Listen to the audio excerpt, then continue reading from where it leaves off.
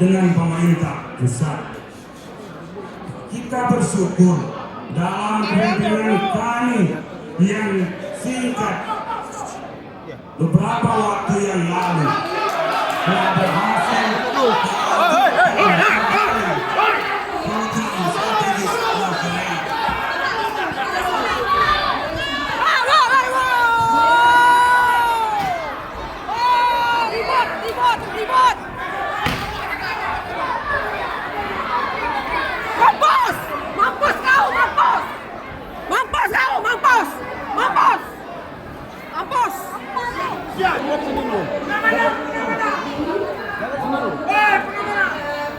Pertama, sesuai dengan tata tertib, setiap alat elektronik yang ada pada paslon tidak dibenarkan untuk digunakan.